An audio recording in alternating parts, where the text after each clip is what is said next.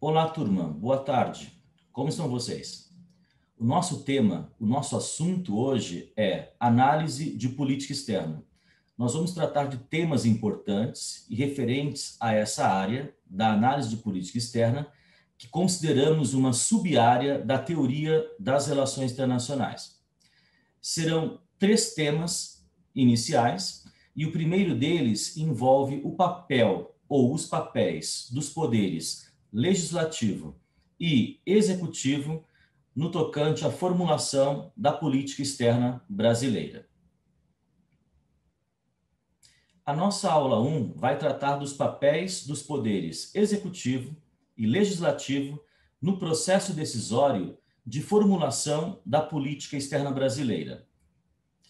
É importante entender que meados dos anos 80 e década de 90 são momentos bastante importantes na compreensão de como a formulação da política externa brasileira sofreu alguns impactos consideráveis por algumas mudanças que aconteceram tanto domesticamente, internamente ao Brasil, quanto no cenário e panorama internacional. Nós temos dois momentos aí e dois fenômenos muito importantes a levar em consideração. O primeiro deles é o fato de que o Brasil, em 1985, realiza uma transição. O Brasil sai de um regime de exceção dos militares e passa a um novo regime, que é um processo de regime democrático. A transição democrática, somada às transformações internacionais pelas quais o Brasil passou, entre elas a abertura comercial, no que nós chamamos de um processo de internacionalização do Brasil, e também, junto ao processo de globalização, geram mudanças na forma com que a política externa brasileira passa a ser trabalhada nos governos que dali então se sucedem. É importante mencionar que a Constituição de 1988, a chamada Carta Cidadã, ela traz de modo bastante explícito competências atribuídas ao Congresso Nacional e ao Poder Executivo em seus artigos 49, inciso 1 e 84, inciso 8. O artigo 49, inciso 1, determina que a competência sobre tratados, acordos ou atos internacionais é exclusiva do Congresso Nacional. Essa é uma postura de resgate de um ideal republicano que já havia no Brasil quando se fala sobre a formulação, atuação em política externa e o papel do poder legislativo.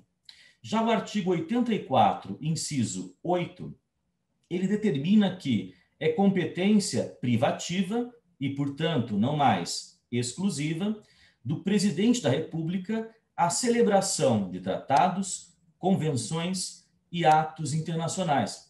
No entanto, esta competência privativa atribuída ao presidente da República, chefe do poder executivo, ela precisa, ao final, do referendo, da aprovação do Congresso Nacional.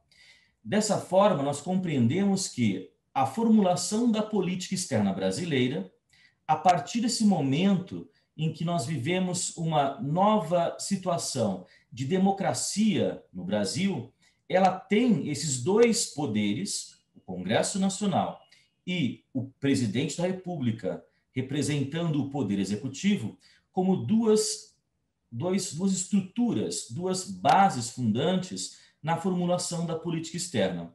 De certa forma, nós percebemos que, enquanto o presidente da República ele negocia os tratados, convenções e atos internacionais, num segundo momento, é preciso que haja o referendo, haja a aprovação, a aquiescência do Congresso Nacional desses atos, tratados, convenções internacionais.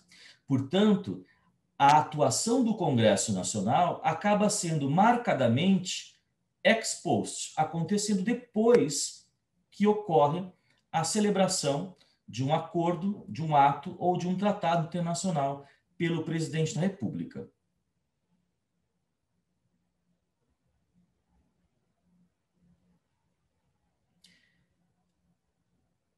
Dessa forma, nós entendemos que a atuação tanto do Congresso Nacional quanto do Presidente da República são fundamentais na compreensão para a formulação da política externa brasileira. O processo decisório em política externa brasileira, ele necessita da participação do Poder Executivo, via Presidente da República, e do Congresso Nacional, que é o Poder Legislativo.